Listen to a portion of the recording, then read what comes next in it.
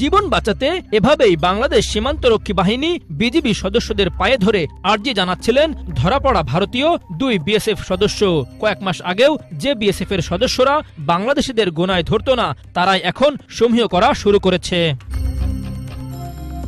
সম্প্রতি ভারতের border security force BSF এর 2 সদস্য অস্ত্রসহ আন্তর্জাতিক সীমান্ত পেরিয়ে বাংলাদেশের অভ্যন্তরে প্রবেশ করে বাংলাদেশি কৃষকদের ধরে নিয়ে যাওয়ার চেষ্টা করে, কিন্তু স্থানীয়দের প্রচেষ্টায় উল্টো তারাই ধরা পড়েন এবং সেখানে চলে আসেন বিজিবির সদস্যরা।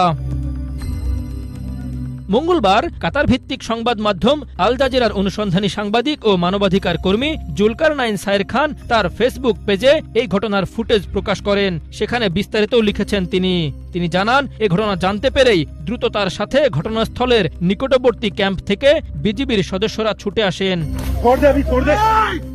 সায়ের জানান, সাধারণ জনতা ও বিজিবি সদস্যরা এভাবেই অস্ত্রসহ ধরে ফেলে 2 বিএসএফ জওয়ানকে। পরবর্তীতে ক্ষমা প্রার্থনা করায় যথাযথ প্রক্রিয়া অনুসরণ করে তাদের বিএসএফ কর্তৃপক্ষের কাছে হস্তান্তর করা হয়। এ ঘটনার একটি ভিডিও সামাজিক যোগাযোগ মাধ্যমে বেশ আলোচনা তৈরি করেছে।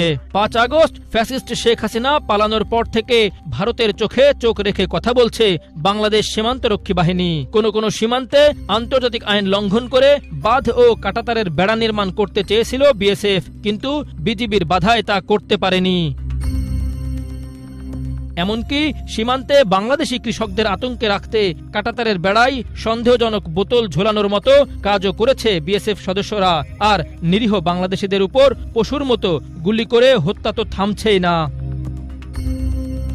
অন্যদিকে পাকিস্তান ও চীন সীমান্তে চরম চাপের মুখে রয়েছে ভারতীয় বাহিনীর সদস্যরা। বিএসএফ সদস্যদের প্রতি তীব্র ক্ষোভ ঢালছেন নেটিজেনরা। তবে এই মুহূর্তে 2 বিএসএফ সদস্যকে ক্ষমা করে তাদের দেশে ফিরিয়ে দিয়ে মানবিকতার অনন্য দৃষ্টান্ত স্থাপন করেছে border guard Bangladesh. Akhtaruzzaman, Bangla Vision, Dhaka.